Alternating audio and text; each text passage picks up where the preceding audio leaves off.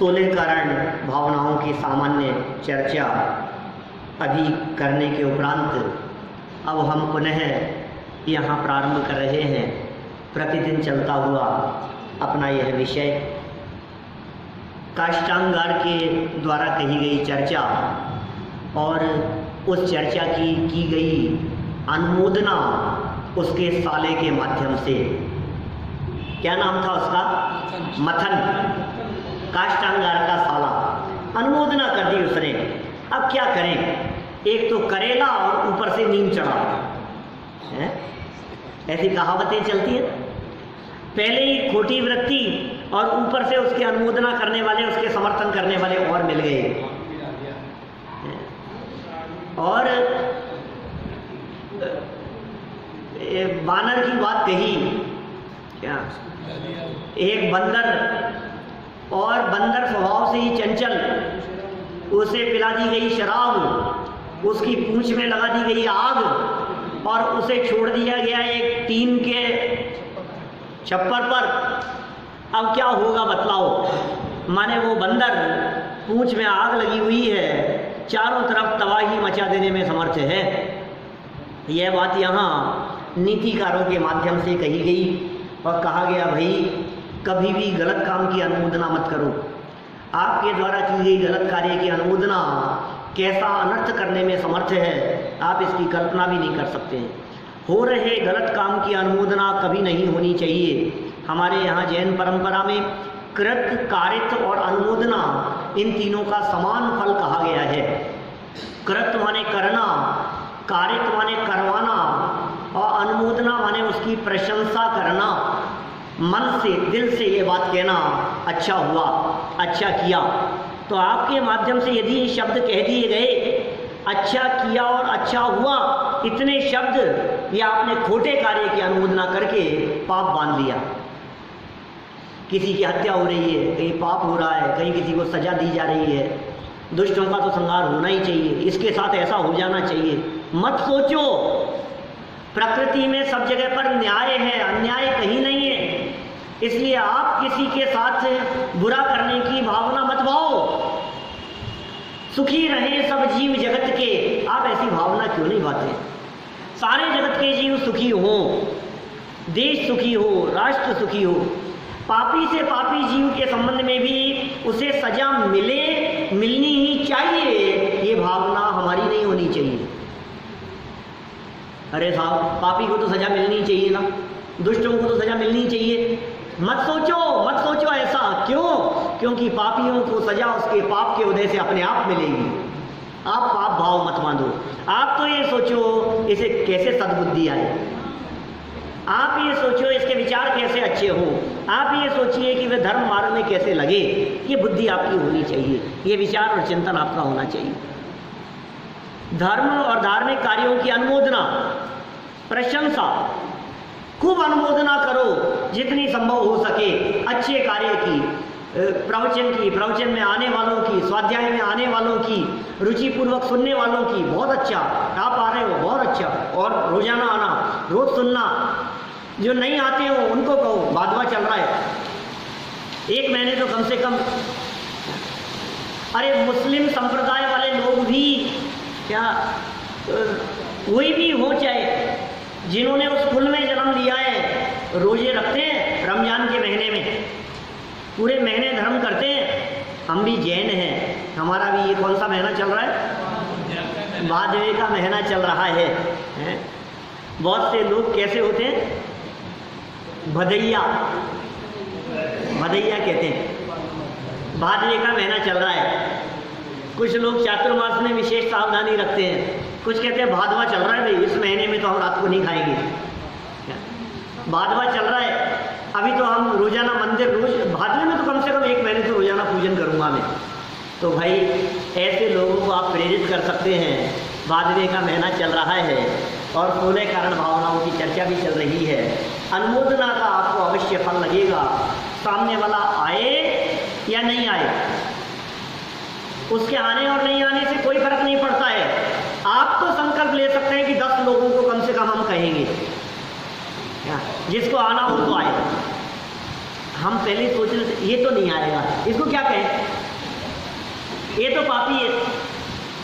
मत सोचो किसी के बारे में, सबको कहो। देखो फिर क्या हुआ, जब अनुमोदना हो गई मथन के माध्यम से काष्टांगार के परिणामों की, राजा को मारने हेतु काष्टांगार ने सेना को आदेश दे दिया।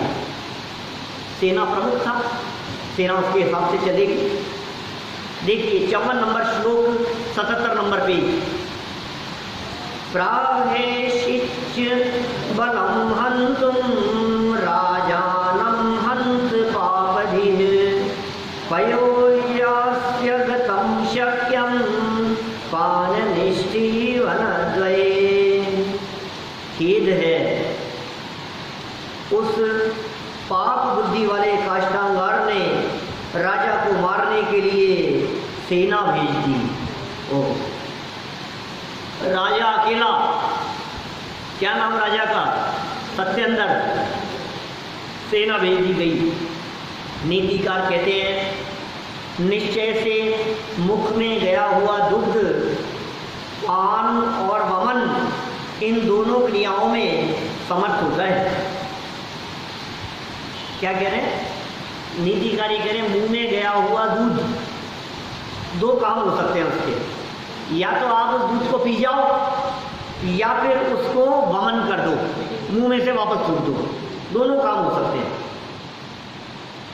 महान खेद का विषय है कि पाप बुद्धि काष्टांगार ने राजा सत्येंद्र को मारने के लिए सेना को आदेश देकर भेज ही दिया, क्योंकि मुख में रखे हुए दूध अथवा जल की परिणति थूकने या पीने के अतिरिक्त अन्य कुछ भी नहीं हो सकती है। या तो पी जाए या थूक दे, दो के अलावा तीसरी गति हो नहीं सकती है। आप क्या कर सकते हो, संभाल के तो रख नहीं सकते हो, फ्रिज में रख नहीं सकते हो, गर्म नहीं कर सकते हो, स्टोर नहीं, कुछ नहीं कर सकते हो, उसका खीर नहीं बना सकते हो उसकी। या तो पी जाओ या थूक दो।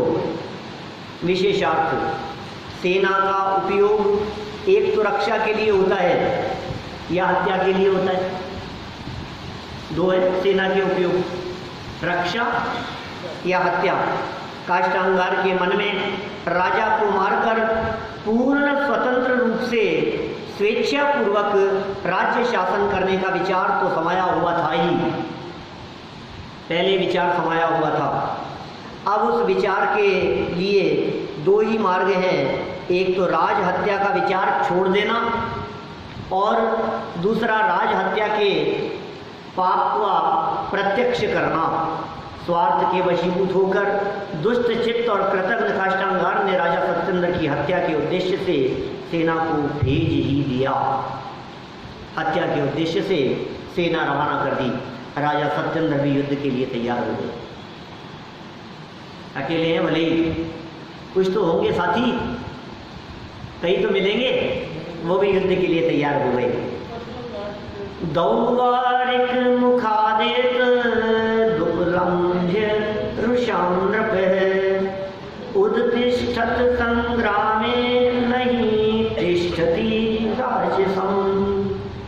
राजा द्वारपाल के मुख से यह जानकर क्रोध से युद्ध के लिए उठा। राजा को इस बात की खबर लग गई, द्वारपाल ने तुरंत संदेश दे दिया कि सेना मारने के लिए सेना तैयार कर ली है, उसने सेना भेज दी है।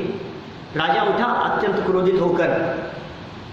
निश्चय से क्षत्रिय तेज शांत नहीं रहता, वह प्रकट हो ही जाता है। क्षत्रिय, क्षत्रियों का शौर्य, उनका पुरुषार्थ, उनका तेज वो प्रकट हो ही जाता है, वो क्रोधित हो उठे। देखिए द्वारपाल के द्वारा यह समाचार सुनकर कि काष्टांगार के आदेश से सेना मुझे मारने के लिए आ रही है, राजा सत्येंद्र का क्रोध एवं क्षत्रियत्व जागृत हो गया। वे भी सेना के साथ युद्ध करने के लिए तत्पर हो गए। यह सत्य ही है कि समय आने पर क्षत्रिय तेज शांत नहीं रह पाता। समय आ गया है, अब वो रानी के मुंह में उलझे नहीं रहेंगे। मौत अब तो लड़ने का समय आ गया है। उनका क्षत्रियत्व जागृत हो उठा। विशेषार्थ द्वारपाल के द्वारा कृतज्ञ काष्टांगार के राजद्रोह के समाचार सुनकर राजा का क्रोधित होना स्वाभाविक ही है। उनका क्षत्रियत्व जागृत हुआ। वे सेना का सामना करने के लिए उद्यत हो गए। सत्य ही है, शत्रु की ललकार को कोई भी क्षत्रिय सहन नहीं कर सकता। है कोई ऐसा क्षत्रिय व्यक्ति जो शत्रु की ललकार को सहन करे? राजा सत्येंद्र भी तुरंत सेना का सामना करने के लिए तैयार हो गए।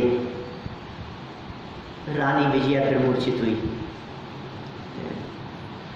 देखो, तावतार धास्नाभ्रष्टां नष्टा सुंदर्भिणीं प्रियां दृष्ट्वा पुनर्न्यवर्तिष्ठ स्त्रीषु अज्ञाहि दुःसह। गर्भवती थी, गर्भवती हो गई थी पहली, और उनका पुत्र जीवनधर वो गर्भ में था। देखिए क्या कह रहे हैं, परंतु उसी समय राजा के अर्धासन से गिरी हुई अतएव गत प्राण की तरह गर्भवती अपनी प्यारी स्त्री को देखकर राजा फिर लौट आए। वो मूर्छित होकर के गिरी, उठ करके चल दिए थे तो युद्ध के लिए, और रानी जैसे ही ये समाचार सुनकर मूर्छित होकर के गिरी, ये फिर लौट आए। निश्चय से स्त्रियों के विषय में अनादर व अपमान सहा नहीं जा सकता, दोषय होता है। माने स्त्रियों के संबंध में यदि अपमान किया गया है, ये अपमान ही हो गया उसका, तो ये सहा नहीं जा सकता। अपने प्राण प्रिय पतिदेव राजा सत्येंद्र को युद्ध के लिए प्रस्थान करते देख गर्भवती रानी विजया मूर्छित होकर राज सिंहासन से गिर पड़ी और अचेत हो गई। राजा सत्येंद्र रानी की अचेत अवस्था को देखते ही सहसा युद्ध हेतु प्रस्थान करने से रुक गए, क्योंकि स्त्रियों की आज्ञा पुरुषों के लिए असह्य होती है। विशेषार्थ, स्त्री को अपमानित, दुखी अथवा संकट में देखकर कोई भी विचारशील पुरुष उसकी अवज्ञा नहीं कर सकता। अतः राजा सत्येंद्र ने भी रानी की अचेत अवस्था देखकर युद्ध में जाने का विचार छोड़ दिया, पिघल गए। गृहस्थ जीवन का स्वरूप ही ऐसा ही है। राजा सत्येंद्र भी इसी परिस्थिति के शिकार हुए। क्या करें, गृहस्थ दशा ही ऐसी ही है। राजा सत्येंद्र भी उसके शिकार हुए। राजा सत्येंद्र का तत्व ज्ञान जागृत। आगे नए श्लोक में क्या बात कहते हैं सो देखिए। अबोधयच्यतां पत्नीं लब्धबोधो महीपतिः तत्त्वज्ञानं हि जागर्ति विदुषामार्ति संभवे। स्वयं सचेत होकर राजा ने अपनी पत्नी को उपदेश दिया। तत्व ज्ञान का उपदेश दे रहा है। निश्चय से पीड़ा के होने पर विपत्ति काल में विद्वानों का तत्व ज्ञान जागता ही है। कितने सुंदर बात कह रहे हैं। उपदेश देना शुरू कर दिया, उसको मूर्छित देखकर, मूर्छित जानकर विपत्ति के काल में तत्व ज्ञान जागृत हुआ। ज्ञान की बातें करने लगा, वेद विज्ञान की चर्चा करने लगा, रानी को समझाने लगा। देखिए, तत्वज्ञ राजा सत्येंद्र ने रानी विजया को होश में लाकर उसे समझाने का प्रयास किया, क्योंकि आपत्ति दुखद प्रसंग आने पर विद्वानों का तत्व ज्ञान जागृत होता ही है। देखो, और संदेश दे रहे हैं। क्या संदेश दे रहे हैं हमारे को कि जब भी विपत्ति का काल आए आपका ज्ञान जागृत होना चाहिए। संकट के काल में व्यक्ति होश खो जाता है, होश आवाज खो बैठता है। देखो, कुछ होश नहीं रहता, पागल हो जाता है। अरे पागल होने का समय नहीं है, जागृत होने का समय है। संकट के काल में चेहरा मुरझाना नहीं, बल्कि सावधान हो जाओ। इस संकट से कैसे लड़ा जाए। विपत्ति का काल पहले ही संकट का काल है। उस संकट के काल में वैसे ही शक्ति कमजोर पड़ जाती है, और आप यदि उस समय और कमजोर हो गए, आपकी मनोदशा और कमजोर हुई, तो आप उस विपत्ति के काल में उस विपत्ति से लड़ने के लिए समर्थ नहीं रह पाएंगे। इसलिए भले विपत्ति का काल हो, धैर्य कभी नहीं खोना चाहिए व्यक्ति को। अपना धैर्य कभी मत खो। कि साहब करोड़ों रुपयों का नुकसान हो गया, धैर्य मत खो। जान है तो जहान है। धैर्य कभी नहीं खोना अपना। धैर्य धारण करो। अरे साहब इतना बड़ा संकट आ गया, इधर से ये क्या करूं, इधर से बिजनेस ऐसा हो गया, उधर से पैसे वहाँ डूब गए, इधर से इनकी तबीयत खराब हो गई, इधर से इनके हार्ट में प्रॉब्लम, इधर से इनका ऑपरेशन, इधर अस्पताल के चक्कर, क्या करूं मैं? तो ये सुन, धैर्य नहीं रखेगा तो कुछ नहीं होगा। संकट के काल में धैर्य ही धारण करने योग्य है, यही उपयोगी है। जीवन में विषम परिस्थितियां उपस्थित होने पर भी जिनका तत्व ज्ञान जागृत रहता है उन्हें ही विद्वान समझना चाहिए। विद्वान की परिभाषा, नई नई परिभाषाएं मिलेगी आपको, हैं? एक और परिभाषा विद्वान की, किसे कहते हैं विद्वान? जीवन में विषम परिस्थितियां उपस्थित होने पर भी जिनका तत्व ज्ञान जागृत रहता है, ज्ञान जागृत है, धैर्य है, संतोष है, समझदारी है, विवेक है, वो विद्वान है। जिसने विवेक नहीं छोड़ा वो विद्वान है। देखिए, जिस प्रकार अत्यधिक आपत्ति आने पर भी जो व्यक्ति हमेशा की तरह सहयोग करके अपना कर्तव्य निर्वाह करता है वही सच्चा बंधु अथवा मित्र है, उसी प्रकार सुखी जीवन में प्राप्त किया हुआ तत्व ज्ञान आपत्ति के समय में भी जिसे स्मरण में रहता है वही सच्चा तत्वज्ञानी है। राजा सत्येंद्र भी सच्चे तत्वज्ञों में से एक हैं। उन्होंने धैर्य नहीं खोया। एक तरफ संकट, एक तरफ रानी की ऐसी दशा, गर्भवती स्त्री, युद्ध लड़ना है, मौत दिखाई दे रही है, कोई बात नहीं, जो होना है सो निश्चित है, केवल ज्ञानी ने गाया। क्या विचार कर रहे हैं? पुण्य समाप्त होने पर पाप का उदय। देखो क्या कह रहे, शोके नालम पुण्यानां पापम किम न फलप्रदम दीपनाशे तमोराशि किमानुरानम अपेक्षते। राजा कहने लगे कि शोक नहीं करना चाहिए। देखो खुद के ऊपर क्या बीत रही होगी, लेकिन खुद भी रोने लगे तो रानी को कौन संभालेगा? क्या अब ये समझदारी की बातें करे और रानी पलट करके ये कहे हाँ हाँ आपको तो कोई परवाह नहीं है। अरे भाई धैर्य से काम लेना पड़ेगा, परवाह क्या नहीं है, समझदारी तो रखनी पड़ेगी। पुण्य रहित पापी पुरुषों का पाप क्या फल देने वाला नहीं होता? समझा रहे हैं उसको, धैर्य की बात कह रहे हैं। जिनका पुण्य नहीं है, जो पापी पुरुष हैं, उनका पाप क्या फल देने वाला नहीं होता? फलदायी होता ही होता है, माने पाप का फल भी मिलता ही है। और नीतिकारों ने कहा क्या दीपक के बुझ जाने पर अंधकार का समूह आमंत्रण की अपेक्षा रखता है? अपेक्षा नहीं करता, स्वयं आ जाता है। दीपक बुझेगा तो अंधकार को निमंत्रण नहीं दिया जाएगा। अरे दीपक बुझ रहा है, दीपक बुझने वाला है, बुलाओ बुलाओ अंधकार को, क्या निमंत्रण नहीं दिया जाता। दीपक के बुझ जाने पर अंधकार जिस तरह स्वयं आ जाता है, उसी प्रकार पुण्य प्रकृतियों के नष्ट हो जाने पर पाप के उदय को निमंत्रण नहीं दिया जाता। वो पाप का उदय भी पुण्य समाप्त होने पर स्वयं ही आ जाता है। लेकिन पाप का उदय हो चाहे पुण्य का उदय हो, ज्ञानियों की दृष्टि उदय पर नहीं होती, ज्ञानियों की दृष्टि तो स्वभाव पर हुआ करती है। जिनकी दृष्टि स्वभाव पर होती है, पुण्य के उदय में भी रीझते नहीं हैं और पाप के उदय में खींचते नहीं हैं, सींचते नहीं हैं, जलते नहीं हैं, पीड़ित नहीं होते, सहज रहते हैं। ये समता भाव ज्ञानियों के जीवन में सहज होता है। देखो बहुत सुंदर सरल अर्थ और विशेषार्थ में मार्मिक बातें कह रहे हैं। राजा सत्येंद्र गर्भवती एवं अत्यंत भयभीत रानी विजया को समझाते हैं। अत्यंत भयभीत है, गर्भवती रानी है, उसको समझाते हैं, हे प्राण प्रिया विजया, अब शोक से बस हो, अब शोक मत करो, शोक से विराम लो। शोक करना तुम्हें शोभा नहीं देता। रानी हो तुम, महाराजा की पत्नी हो तुम सामान्य दासी हो जैसे नहीं हो। ये तुम ही यदि रोओगी तो प्रजा का क्या होगा, लोगों का क्या होगा, सामान्य लोगों का क्या होगा। शोक करना तुम्हें शोभा नहीं देता।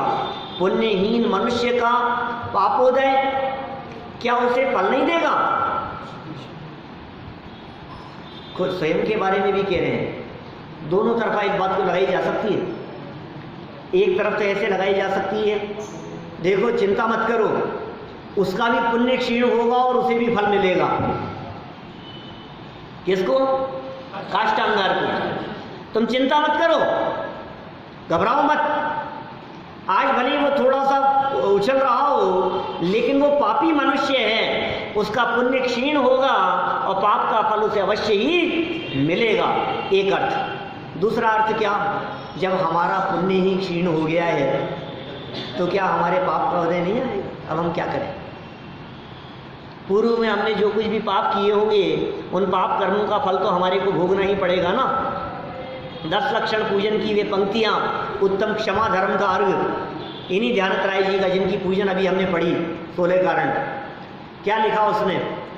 जे कर्म पूरव किए खोटे, सहे क्यों नहीं जियरा। बोलो क्या करें? जे कर्म पूरव किए खोटे किए, हे जीव, जब इनके फल भोगने का अवसर आता है तो तू भोगेगा क्यों नहीं? तुझे भोगना ही पड़ेगा। तो कैसे भोगे? अति क्रोध अग्नि बुझाए प्राणी, साम्य जल ले सियरा। समता रूपी जल से उस क्रोध रूपी अग्नि को बुझा दे। शोक करना उचित नहीं है। पुण्यहीन मनुष्य का पापोदय क्या उसे फल नहीं देगा? अवश्य देगा। दीपक बुझ जाने पर अंधकार का समूह कमरे में आने के लिए क्या निमंत्रण की अपेक्षा रखता है? नहीं, वह स्वयं ही कमरे में फैल जाता है, वो अपने आप ही कमरे में आ जाता है। दीपक जल जाने पर प्रकाश को निमंत्रण नहीं दिया जाता। साहब लाइट जला रहा हूं मैं, देखो स्विच ऑन कर रहा हूं, एक बार निमंत्रण दे दो। ऐसा नहीं हो कि स्विच ऑन करने पर फिर कहीं प्रकाश नहीं आए। अरे तू तो ऑन कर, तू तो दियसलाई जला, मोमबत्ती लालटेन जला, वो प्रकाश अपने आप दौड़ा चला आएगा। दीपक बुझेगा तो अंधकार दौड़ा चला आता है। यहाँ तो दीपक की उपमा, जलते हुए दीपक की उपमा पुण्य के लिए दी गई और दीपक बुझने की उपमा माने उस अंधकार की उपमा पाप के लिए दी गई। जीवन में यदि पुण्य का उदय दिखाई दे रहा है तो प्रकाशमान है जीवन, और जीवन में यदि पाप का उदय आ गया तो जीवन अंधकार रूप दिखाई देता है। लेकिन कोई बात नहीं, क्या अंधकार में जीवन जीना बंद कर देते हैं? कोई बात नहीं। यह अंधकार भी इस बात को दिखा रहा है कि प्रकाश भी फिर आएगा। प्रकाश को प्राप्त करके ज़्यादा प्रसन्न होने की जरूरत नहीं है, क्योंकि ये प्रकाश भी ज़्यादा लंबे समय रहने वाला नहीं है। अंधकार को पाकर खेत खिन्न और दुखी होने की जरूरत नहीं है, क्योंकि अंधकार भी परमानेंट नहीं है। इसलिए होकर सुख में मग्न न फूले, दुख में कभी ना घबराएं। सुख में मग्न होकर के फूले नहीं और दुख में कभी भी घबराएं नहीं। देखिए, दीपक बुझ जाने पर अंधकार का समूह कमरे में आने के लिए क्या निमंत्रण की अपेक्षा रखता है? नहीं, वह स्वयं ही कमरे में फैल जाता है। विशेषार्थ, विशेष बात कह रहे हैं। सत्येंद्र राजा रानी विजया को समझाते हैं, हमने अब तक इस जीवन में पूर्व जन्मकृत पुण्य का फल भोगते हुए पापार्जन ही तो किया है। हमने क्या किया बताओ? आज तक आपने क्या किया? अच्छी गाड़ी थी, अच्छा बंगला था, टीवी सामने थी, बीवी साथ में थी, हैं, खेलना कूदना मौज मस्ती चला करती थी। क्या किया तुमने? ये जो पुण्य के उदय से जो तुम्हारे को सामग्री मिल गई थी, इस पुण्योदय से प्राप्त सामग्री को प्राप्त करके तुमने आखिर पाप ही तो कमाया है। कमाई किस चीज की कर रहे हो ये बताओ? 1 घंटा आ जाते हो सुबह सुबह पुण्य कमाने के लिए, क्या बाकी 23 घंटे तो पाप की कमाई चलती है क्या।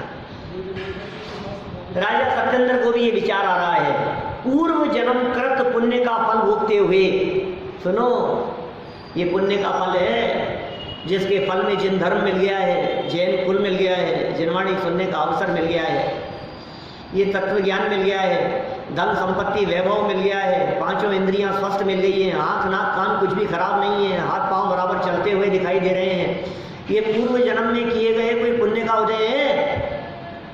लेकिन क्या कह रहे हैं, इस पुण्य के फल को भोगते हुए अर्जन क्या किया, कमाया क्या तुमने।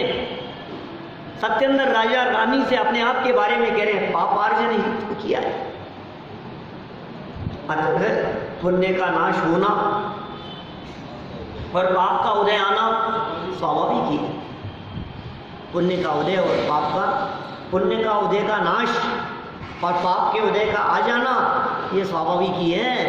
आखिर कभी तो उदय आएगा, उदय बदलने में देर नहीं लगती, लिखा है ना यहाँ, समय नहीं लगता समय बदलने में, समय बदलने में समय नहीं लगता। इसलिए देखो समझदार लोग तीव्र पुण्य के उदय में भी हर्षित नहीं होते, ठीक है सहज रहते, कोई बात नहीं, बहुत पुण्य का उदय आ गया, वो जानते हैं इस बात को, भाई साहब एक झटका लगता है सब पुण्य का उदय पाप में बदल जाता है।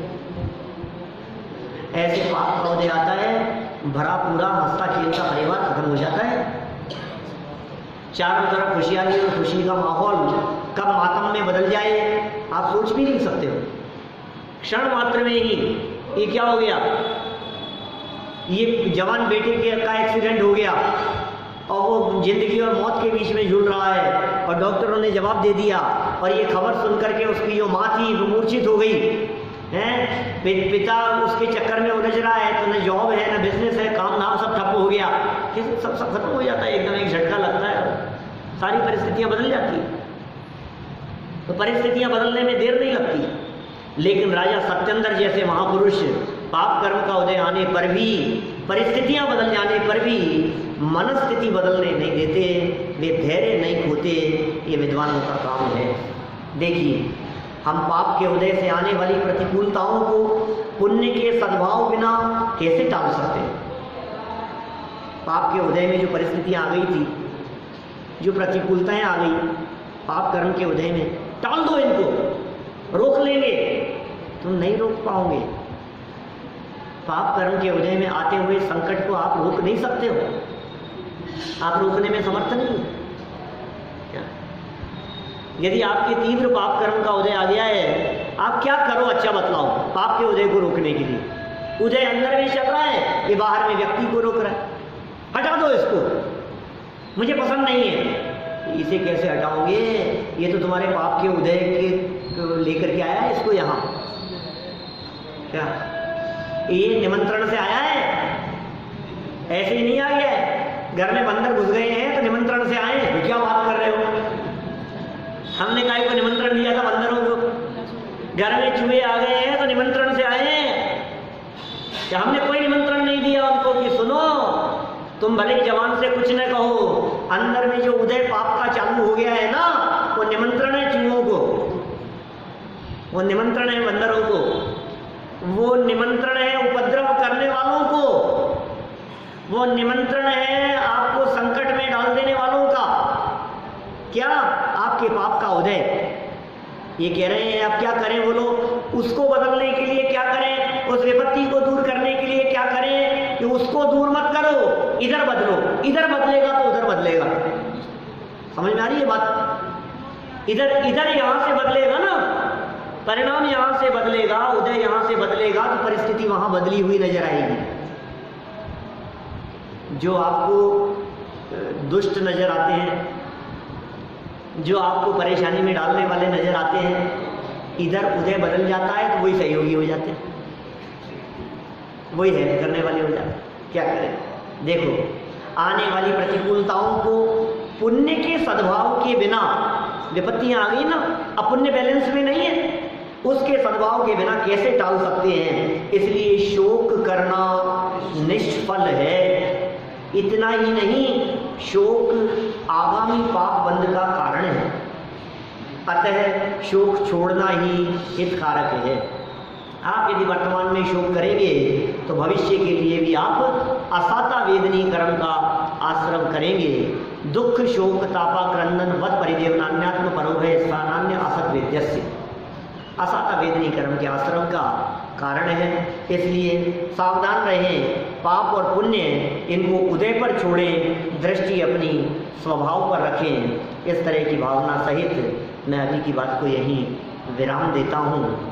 कुछ देर कल से वही आज जैसे ही हम 16 कारण भावनाओं की चर्चा करेंगे और फिर उसके उपरांत हम करीब आधा घंटा अपनी इस कथा को आगे बढ़ाएंगे।